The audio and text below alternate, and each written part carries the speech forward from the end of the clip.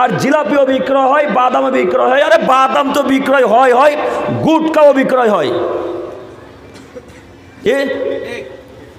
গুটকাও বিক্রয় হয়, জর্দা পানও বিক্রয় হয়।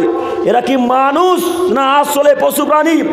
ইসলামিক সভাতে গুটকা বিক্রয় হবে মানে, ইসলামিক সভাতে জর্দা পান বিক্রয় হবে মানে, ইসলামিক সভাতে পান জর্দা বিক্রয় হবে মানে কি দেখাতে চাচ্ছেন নিজেকে? ক্ষমতা কিসের আপনার? আপনি তো 5 পয়সার অধিকারী। কাকে ক্ষমতা দেখাচ্ছেন আপনি? কাকে ক্ষমতা দেখাচ্ছেন? আজ বললে কালকে 2 দিন পরের দিন কেউ আপনার খোঁজ রাখবে না। কাকে ক্ষমতা দেখাচ্ছেন? এরকম দিনই সভাতে আপনি জালসাতে ওই গুটকা বিক্রয় করছেন কেন? নিজের জায়গায় জন্য আপনি পাপের কাজ করবেন? অসম্ভব হতে পারে না। এরকম দিনই সভাতে জালসাতে গুটকা বিক্রয় হয়, হাজার মানুষ গুটকা খায়, হাজার মানুষ তাকে সমর্থন করে। যত মানুষ তাকে সমর্থন করবে এরা সবাই সমান পাপী। দেখি কে কথাকে উল্টে ধরতে পারে। আপনাকে আমি চ্যালেঞ্জ করে গেলাম। আর আপনারাও কত বড় বেহায়া, আপনারা একবার নিষেধ করলেন না কেন যে দিনই সভাতে এরকম গাঁজার দোকান, গুটকার দোকান বিক্রয়, গুটকার দোকান চলবে কেন? একবার কেউ বাধা দিয়েছেন? একবার বাধা দেননি। বাধা দেবেন কি করে? আপনারা তো নিজে গিয়ে কিনে খাচ্ছেন, তাই না? নিজে গিয়ে তো কিনে খাচ্ছেন, তো কীভাবে বাধা দেবেন? এখন পকেট চেক করলে একটা করে গুটকা আর বিড়ি তো পাওয়া যাবেই, পাওয়া যাবে না? না, এখনও পাওয়া যাবে। তাহলে কে কাকে বাধা দিবে? পকেটে যদি গুটকা থাকে আর বিড়ি থাকে, যেমনই বাধা দিতে যাবে তখন দোকানওয়ালা, বেটা তোর পকেটে তো বিড়ি আছে, কাকে বাধা দিতে এসেছিস? বলবে না? তো কে কাকে বাধা দিবে তাহলে? এখন সবাই সমান, এইভাবে চলছে পৃথিবী। আপনাকে আমি অনুরোধ করে বলছি, যদি বাধাও না দিতে পারেন সেখানে থুতু ফেলে পাল্টা বাড়ি চলে আসেন, বাঁচার পথ আছে ইনশাল্লাহ।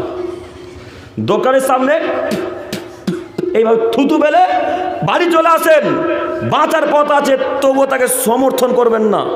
সমর্থন করলেই পাপ হবে, সমর্থন করলেই পাপ হবে, সমর্থন করাই পাপ।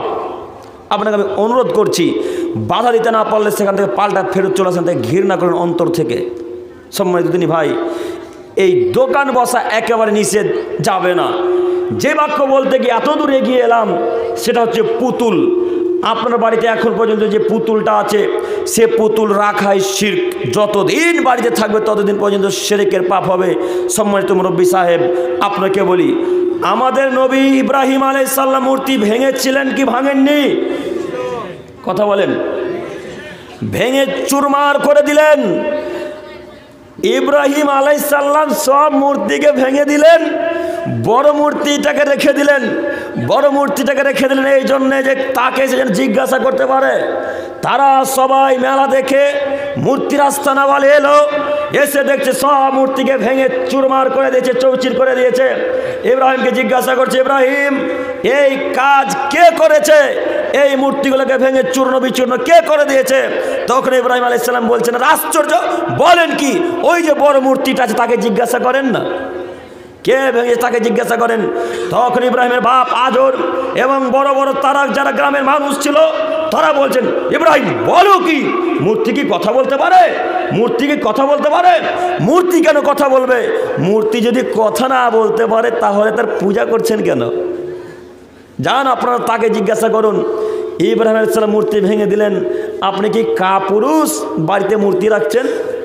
আপনি কি কাপুরুষ ওই পায়খানা বাথরুমে ওই ডলফিনের মাছ রাখছেন? ডলফিন মাছের ওই কী বলে ওগুলোকে দেওয়ালে লাগায়, টাইলস না টালি, ডলফিন মাছ নাই লাগা। কি দেখাতে চাচ্ছেন নিজেকে? মুহাম্মদ সাল্লাল্লাহু আলাইহি সাল্লাম মক্কা বিজয় করলেন। একটু তাকান, একটু আমার দিকে তাকান। মুহাম্মদ সাল্লাল্লাহু আলাইহি সাল্লাম মক্কা বিজয় করলেন, মানে কাফেরদের কাছ থেকে, আবু জাহেল আবুল হাবদের কাছ থেকে মক্কাকে জিতে নিলেন। এখন তাদের আন্ডারে মক্কা। তো আল্লাহর নবী কাবা ঘরের ভেতরে প্রবেশ করলেন। তো কাবা ঘরের ভেতরে প্রবেশ করতে দেখলেন চতুর্দিকে 360টি মূর্তিকে সাজিয়ে রাখা আছে, একেবারে সুন্দর করে কাফেররা সাজিয়ে রেখেছিলেন। তো তো আল্লাহ রসুলের হাতে ছিল একটা লাঠি, লাঠি দিয়ে মুহাম্মদ সাল্লাল্লাহু আলাইহি সাল্লাম সব মূর্তিকে ভেঙে খান খান করে দিলেন, সব মূর্তিকে ভেঙে চৌচির করে দিলেন, সব মূর্তিকে ভেঙে মাটির সাথে মিশিয়ে দিলেন। মাটির সাথে মিশিয়ে দিচ্ছেন আর বলছেন জাল হক এসেছে সত্য, অজাকাল বাতিল চলে গেছে মিথ্যা, ইন্নাল বাতিলা নিশ্চয় মিথ্যা, কানা জাহুকা চিরদিন মিথ্যা। এই বলে মুহাম্মদ সাল্লাল্লাহু আলাইহি সাল্লাম সব মূর্তিকে ভেঙে খান খান করে দিলেন। মূর্তি ভাঙার পর আলীকে ডেকে বলছেন, আলী লা তাদু তিমসান ইল্লা তামাসতাহু ওয়ালা কাবরান মুসরিফান ইল্লা সাওয়াইতাহু। আলী তুমি ছাড়বে না কোনো উঁচু কবর, আরবের বুকে যত উঁচু কবর আছে সব উঁচু কবরকে ভেঙে চৌচির করে দাও, মাটির সাথে মিশিয়ে দাও। যত মূর্তি আছে সব মূর্তিকে ভেঙে মাটির সাথে মিশিয়ে দাও। আলী রাদিয়াল্লাহু তাআলা আনহু মুহাম্মদ সাল্লাল্লাহু আলাইহি সাল্লামের কথা শুনে যত ছবি মূর্তি ছিল, যত উঁচু উঁচু কবর ছিল, সব উঁচু কবরকে মাটির সাথে মিশিয়ে দিলেন। আমাদের নবী মূর্তি ভাঙতে পারেন, আলী রাদিয়াল্লাহু তাআলা আনহু মূর্তি ভাঙতে পারেন, ইব্রাহিম আলাইহিস সালাম মূর্তি ভাঙতে পারেন। আপনি কা পুরুষ বাড়িতে মূর্তিকে সম্মান করেন? আপনি কা পুরুষের বাচ্চা কা পুরুষ মূর্তিকে সম্মান করেন? আপনি কা পুরুষের বাচ্চা কা পুরুষ মূর্তিকে সম্মান করে? দেখি কোন মায়ের বেটার বুকে ক্ষমতা যে বলতে পারে বাড়িতে পুতুল রাখা জায়েজ? দেখি কোন মায়ের বেটার বুকে ক্ষমতা যে বলতে পারে বাড়িতে পুতুল রাখা জায়েজ? অসম্ভব হতে পারে না। বাড়িতে পুতুল রাখা হারাম, বাড়িতে পুতুল রাখা হারাম, বাড়িতে পুতুল রাখা হারাম, পুতুল রাখা হারাম, পুতুলের ব্যবসা করা হারাম, পুতুল ক্রয় বিক্রয় করা হারাম। এমন কোন মায়ের বেটা যদি প্রমাণ করতে পারে পুতুলের কেনা বেচা যায়, তাহলে সেদিন থেকে জাতির সামনের বক্তব্য দেবো না ইনশাল্লাহ। আপনাকে আবার বলে গেলাম সুতি থানাতে এসে পুতুল বাড়িতে সম্মান করে রেখেছেন কেন?